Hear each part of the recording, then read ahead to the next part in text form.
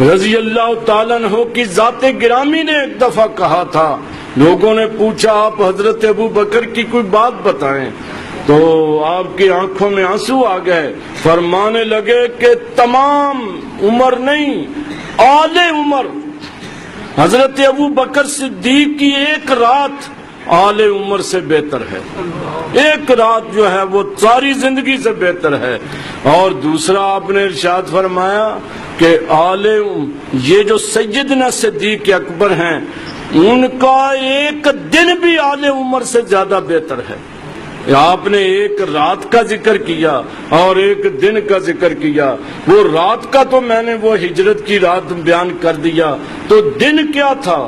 دن وہ تھا جس دن حضور آپ تشریف لائے معراج سے، راستے میں بات کرتے ہیں حضرت جبریل سے ہے کہ جبریل یہ لوگ تو مانیں گے ہی نہیں، کسی نے تصدیق ہی نہیں کرنا ہے کہ میں رات کے تھوڑے سے حصے میں بیت المقدس گیا، پھر آسمانوں پر گیا، پھر واپس بھی آ گیا، کون مانے گا؟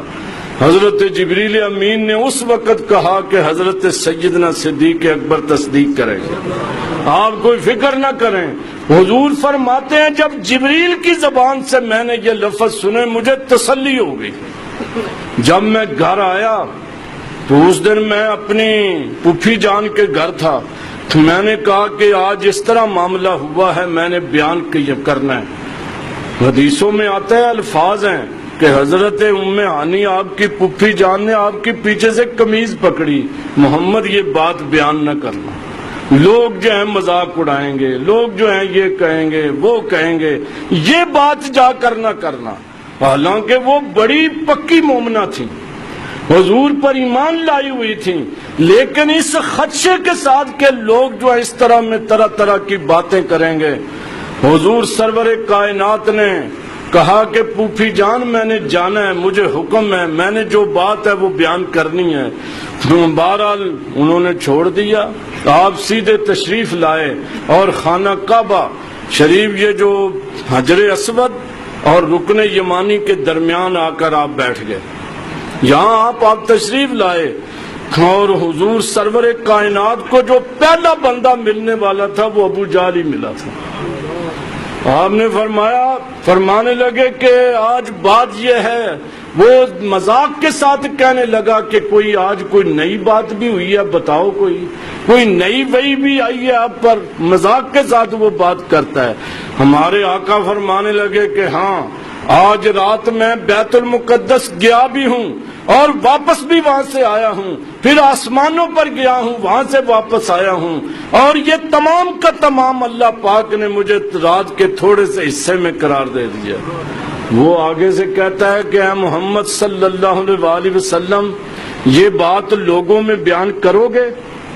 آپ نے فرمایا کہ ہاں، جو بھی آئے گا میں بیان کروں گا۔ وہ آپ کو پکا کر رہا ہے، کہتا ہے یہ پھر لوگوں میں بیان، اس نے آواز دی، لوگوں کو بلا لایا۔ پھر حضرت عمر فاروق بھی اس وقت بڑے پکے مومن ہو چکے تھے، دیگر صحابہ کرام کو بھی، کافروں کو بھی، جو اس کو ملتا کہتا آج عجیب بات سنو۔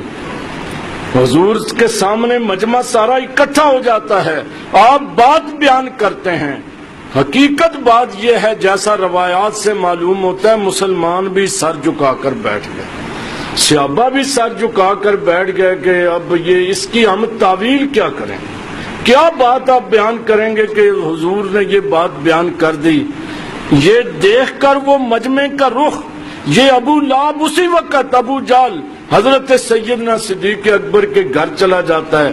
آپ کا گھر اس وقت ادھر تھا، مکہ ہلٹن جو آج کل موجود ہے، وہاں چھوٹی سی مسجد، وہ آپ کا گھر تھا، تو وہاں جاتا ہے اور جا کر دروازہ کٹکھٹایا، آپ باہر تشریف لائے، فرمانے لگے کیا بات ہے؟ کہنے لگا کہ کوئی، یہ بخاری شریف کے الفاظ ہیں، کہنے لگا کہ کوئی بندہ اگر یہ دعویٰ کرے کہ میں رات کے تھوڑے سے حصے کے اندر بیت المقدس گیا ہوں، پھر آسمانوں پہ گیا ہوں، تو کیا یقین آ جائے گا؟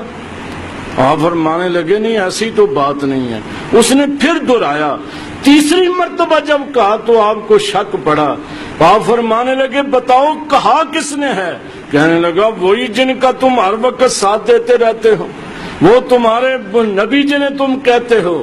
آپ نے فرمایا میں نے ابھی حضور سے سنا نہیں، لیکن تو نے یہ کہا ہے کہ حضور نے ارشاد فرمایا ہے۔ اگر میرے آقا نے یہ بات کہی ہے انی لاصدقو ولو کان ابعد من ذالک، فرمانے لگے کہ میں تصدیق کروں گا چاہے اس سے بھی عجیب ترین بات کیوں نہ ہو۔ دیکھو کیسا ایمان ہے، ابھی سنا نہیں، اندازہ کریں کہ کتنا بڑا ایمان ہے۔ اسی لیے حضرت عمر فاروق فرماتے ہیں کہ ان کا دن جو ہے وہ آل عمر سے بھی زیادہ بہتر ہے۔ آپ اسی وقت تشریف لائے، جیسا کہ روایات میں آگے بھی میں بیان کرتا رہتا ہوں، حضرت سیدنا صدیق اکبر کی جب بھی بات بیان کریں حقیقت ہے ایمان تازہ ہو جاتا ہے۔ حقیقت ہے کہ جب بھی بار بار بیان کریں تو تب بھی انسان کے ایمان کو تقویت ملتی ہے۔ حضرت سیدنا صدیق اکبر تشریف لائے، حضور اس وقت ابھی بیان فرما رہے تھے، آپ پاس کھڑے ہو جاتے ہیں، حضور ہر جملہ جب کہتے ہیں صدقتا یا رسول اللہ، آپ سچ فرما رہے ہیں، صدقتا یا رسول اللہ، صدقتا یا رسول اللہ، ہر جملے پر ہر بات پر یہ بات کرتے ہیں۔ اب وہ جو صحابہ جنہوں نے سر جھکائے ہوئے تھے وہ بھی اٹھا لیتے ہیں، انہیں بھی تسلی ہو گئی کہ اب تصدیق کرنے والا آ گیا ہے، اب بات کرنے والا آ گیا، اب کوئی بات نہیں ہوگی۔ جب ہمارے آقا نے فرمان ختم فرمایا تو آپ کہنے لگے صحابہ میری بھی ایک بات سن لے، ہم حضور کی کتنی باتوں کی تصدیق کرتے ہیں، کیا ہم یہ روزانہ نہیں کہتے کہ حضرت جبریل آئے ہیں؟ حضرت جبریل کہاں سے آتے ہیں؟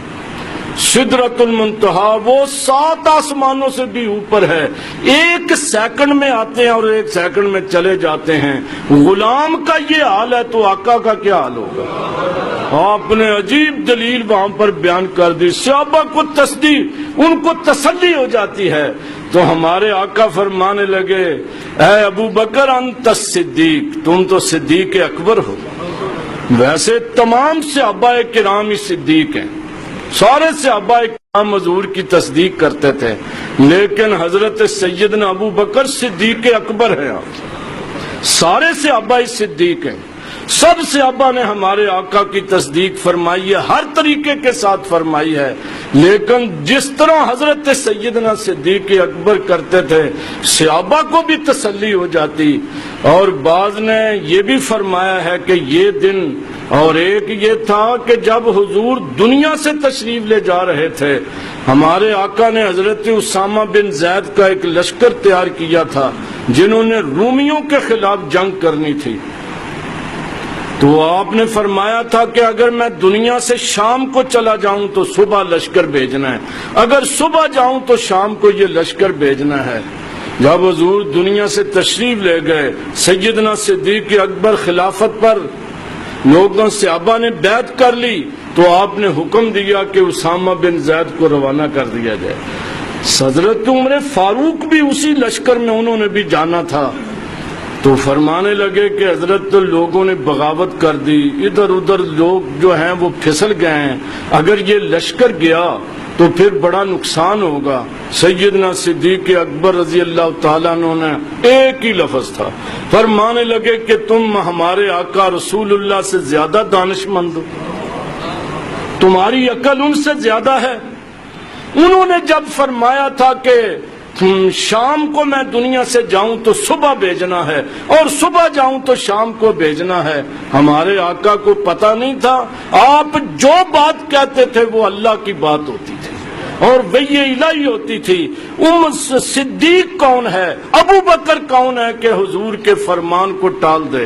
لہذا یہ لشکر جائے گا، اور آپ نے ایک عجیب الفاظ بولے، کہنے لگے چاہے ابو بکر کے جسم کے ٹکڑے ہو جائیں اور درندے کھا جائیں لیکن رسول اللہ کے حکم پر عمل ہوگا۔ آپ دیکھیں جس وقت تک مسلمانوں کا یہ یقین تھا کہ مسلمانوں کا یہ یقین تھا کہ رسول اللہ کے حکم پر عمل ہو، اللہ تعالیٰ نے ساری دنیا کے اندر ان کو سرفراز کیا۔ اور جب سے اب ہم سمجھتے ہیں، ہمیں یقین ہی نہیں آتا کہ قرآن کے احکام، رسول اللہ کے احکام جو ہیں ہماری دنیا اور آخرت دونوں کے لیے کامیابیاں ہیں، وہ ہمیں اب یقین ہی نہیں رہا۔ صحابہ کو اس بات کا یقین تھا اور اللہ پاک نے دونوں جہان میں انہیں عزت عطا فرمائی۔ وما علینا الا البلاغ۔ مصطفیٰ اگر